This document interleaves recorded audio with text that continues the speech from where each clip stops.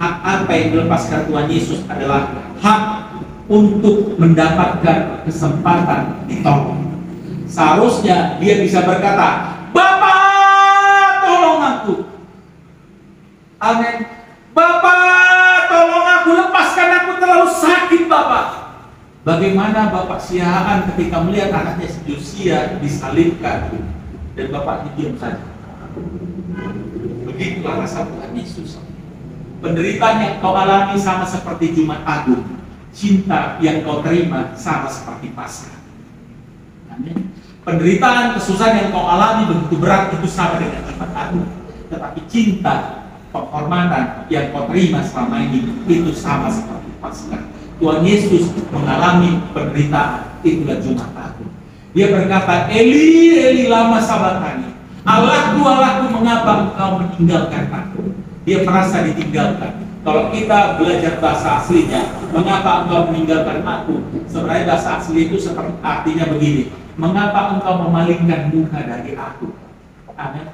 Ketika Tuhan Yesus disalib seperti ini, sebenarnya Allah bukan meninggalkan pergi. Gak kuat aku melihat anakku, tapi Allah memalingkan muka. Saya katakan Bapak Sihaan di sana dia seperti Allah Bapa, dan si Josia adalah seperti Yesus Kristus disalib depan sini. Bapak Sihaan tidak pergi meninggalkan, tapi Bapak Sihaan gak kuat, dia memalingkan muka, menangis kepedihan, melihat bagaimana anak yang dikasihnya, anak satu-satunya harus berkorban untuk orang-orang yang dicintai oleh Bapak Sihaan. Untuk orang-orang yang sudah diberikan semangat oleh Bapak Sihaan. Demikianlah pengorbanan Yesus buat kita semua di tempat ini. Yesus punya hak untuk dapat pertolongan, tapi dia lepaskan. Dia cuma katakan, "Eli, Eli lama sabachthani." Dia tidak kata, "Tuhan, tolong aku, lepaskan aku, gak kuat lagi aku Tuhan. Sudah dicampur aku, sudah berdarah seluruh tubuhku, sudah ditelanjangi aku, malu aku Tuhan. Semua orang melihat semuanya." Tuhan Yesus tidak lakukan itu. Dia melepaskan hak di dalam kehidupannya ketika dia salib. Lalu apa yang kita pelajari dari hal ini? 3 janji Yesus untuk setiap kita yang taat dalam hak. Yang pertama adalah Yesus mengerti penderitaan kita. Katakan, Yesus mengerti penderitaan kita. Kita buka ayat 11 ayat 35. Dia mengerti kesedihan apapun yang kita alami. Yesus bisa menangis. Ketika kita menangis, Yesus juga bisa menangis. Amin. Kalau kita baca ayat selanjutnya di atas, kalau kita belajar dari ayat sebelumnya, di sini adalah cerita tentang bagaimana Lazarus dibangkitkan. Ketika dia datang bertemu dengan Maria dan Marta, sudah terlambat, Lazarusnya sudah mati. Sudah diberitakan sama Tuhan Yesus. Maka saya katakan Tuhan Yesus mengerti. Tuhan Yesus pun bisa menangis. Dia tahu, ibarat kata di sini ada Maria, ada Marta menangis. "Tuhan, guru lama kali kau datang. Sudah kusuruhnya orang dari kemarin waktu sakit supaya ditolong abang kami. Lama kali kau datang, guru, udah mati abang kami." Tapi apa yang respon Tuhan Yesus? Tenang, bisa kubangkitkan.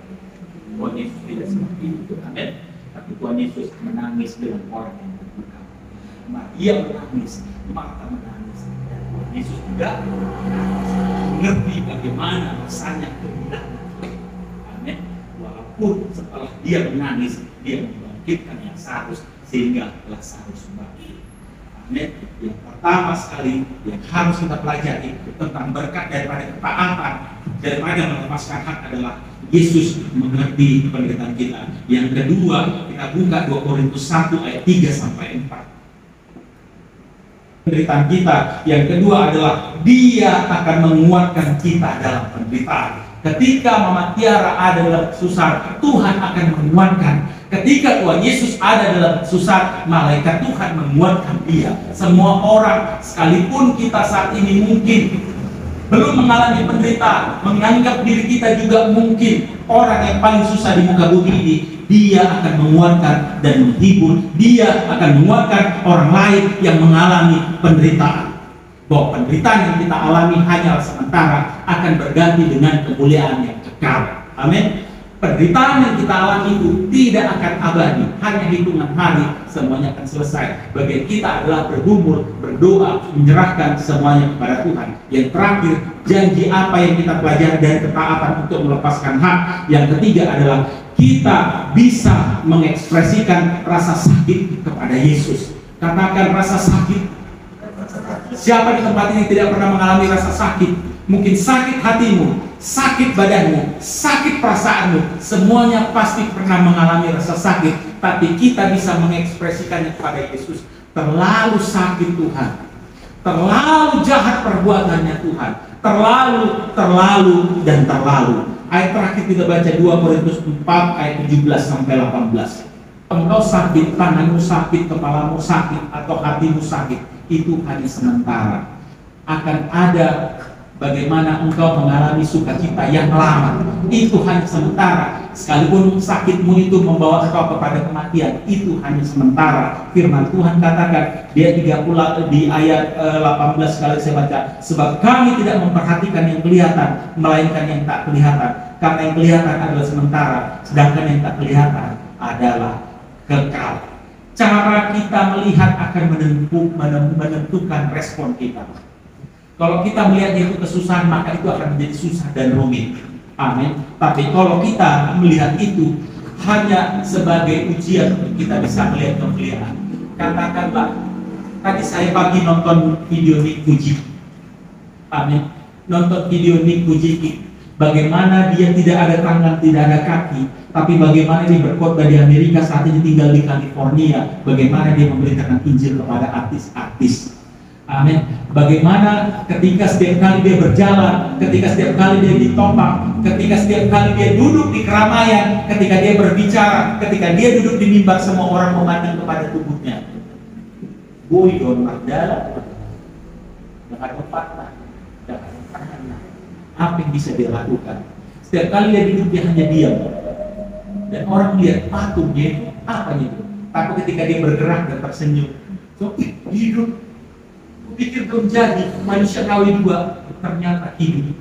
Amin. Saya mau katakan, dia tidak memandang penderitaannya itu selamanya. Walaupun dia mengalami permanen, yang dia alami, dia katakan, saya terinspirasi sama Fanny Crosby. Siapa Fanny Crosby? Fanny Crosby adalah seorang pencipta lagu yang menciptakan lagu hidup penciptaan. Lebih dari 3.000 lagu yang diciptakannya. Salah satu lagunya adalah Hai bangkit bagi Yesus, mampirlah dengar doaku, Yesus penebus. Kenapa dia ciptakan lagu? Karena dari usia 10 tahun dia mengalami kebutaan. Dia tidak menyesal kenapa dia buta. Dia hanya berdoa, terima kasih Tuhan. Dia hanya tahu bersyukur, terima kasih Tuhan aku sudah buta. Terima kasih Tuhan tambah lama mataku tidak bisa melihat. Terima kasih Tuhan aku sekarang sudah buta permanen. Tapi aku percaya Engkau punya rancangan yang terbaik. Dan dia mulai bernyanyi dan menulis lagu. Hingga sebagian dari hidup jemaat itu adalah lagu-lagu ciptaan dia. Dan masih kita nyanyiin sampai saat ini. Amin. Masih kita nyanyikan sebagai berkat buat kita. Dia terinspirasi bagaimana Fanny Crosby ketika dia buta diwawancarai. Apa yang kau minta seadanya Tuhan Yesus memberikan engkau kesempatan hidup yang kedua kali. Fanny Crosby cuma katakan, aku akan minta kepada Tuhan Yesus supaya aku buta sejak lahir. Karena ketika aku 10 tahun buta, aku bisa menciptakan 3.000 lagu. Aku minta supaya aku buta sejak lahir. Aku percaya aku bisa menciptakan lebih banyak lagu untuk menjadi berkat buat orang lain. Dan itu menjadi inspirasi Nick Vujicic. Bagaimana dia menderita, tidak punya tangan, tidak punya kaki, tapi dia percaya, aku bersyukur bahwa penderitaanku ini adalah sementara. Aku bersyukur kalau orang lain bisa memeluk istrinya, bisa mengelus anaknya, bisa mengelus orang-orang yang dikasihnya, bisa minum dengan wajar. Bagaimana aku harus berjuang untuk berjalan, untuk pakai baju, untuk semuanya. Tidak ada tangan, tidak ada kaki, hanya sebelah kanan ada jempol. Di kakinya hanya ada jempol. Tapi dia bersyukur untuk itu. Kenapa? Karena dia mengekspresikan rasa sakitnya, penderitaannya hanya kepada Yesus. Dan Yesus memberikan dia kekuatan. Dia merubah cara dia melihat. Respon berubah. Mata tidak terfokus kepada penderitaan, tetapi kepada kemuliaan kekal. Amin. Dia percaya bahwa di surga nanti apa yang hilang Tuhan akan gantikan. Seluruh anggota yang hilang Tuhan akan perlengkapi di surga. Tidak ada yang cacat, Tidak ada air mata di surga. Amin. Tidak ada rasa malu. Tidak ada semuanya. Yang ada hanya kemuliaan. Kita pun di tempat ini demikian. Saya mau kasih tahu, jangan mengeluh tapi engkau bisa meratap kepada Tuhan. Amin. Apa bedanya mengeluh? Kalau mengeluh, begini, akan begini. Kenapa kayak ibadah ibu sekarang aku begini, aku capek, begini. Itu namanya mengeluh. Amin. Kita harus mengganti sudut pandang kita supaya kemuliaan Tuhan terang. Tapi kita bisa meratap. Keluhan adalah tuduhan terhadap Tuhan yang menyaksikan karakternya. Aku sibuk, aku capek, artinya kita sedang mengatakan, kenapa kau nggak memberkati Tuhan? Kalau susah kau, aku percaya sama. Artinya kita sedang mengatakan demikian. Tapi kalau kita meratap, kita menangis karena kekurangan kita. Meratap adalah seruan kepada Tuhan berdasarkan keyakinan karakter. Aku percaya kau tetap baik Tuhan. Sekalipun aku demikian, aku percaya kau baik. Bahwa ini adalah rancangan yang terbaik. Aku akan melihat bagaimana kemuliaan akan kau nyatakan. Kita menangis bukan karena sedih, tapi kita menangis bahwa Tuhan akan mencurahkan kekuatan. Kita tidak sanggup sehingga kita mengizinkan kekuatan Tuhan tercurah buat kita. Amin. Itu yang terjadi antara mengeluh dan meratap. Jadi merataplah kepada Tuhan. Orang akan menemukan kesembuhan lewat luka kita. Pesan hidup, mau bagaimanapun ibu gembala ini berkorban, tapi kalau dia apa yang dia alami bersama dengan Tuhan, bagaimana dia dilemahkan, bagaimana dia disepelekan ketika dia datang ke dalam kehadiran Tuhan, berseru kepada Tuhan, bukan membalas, tapi dia berharap, dia percaya, aku percaya Tuhan engkau akan memulihkan, membalikan semuanya, maka Tuhan akan memulihkan. Amin. Maka ratapannya akan Tuhan perhitungkan. Sehingga apa? Itu menjadi pesan hidup yang paling kuat yang muncul dari rasa sakit kita. Amin. Ada pesan yang kuat, ada khotbah yang kuat yang muncul lewat rasa sakit kita. Tuhan sanggup menolong dan mati kita. Mari kita tundukkan kepala. Mari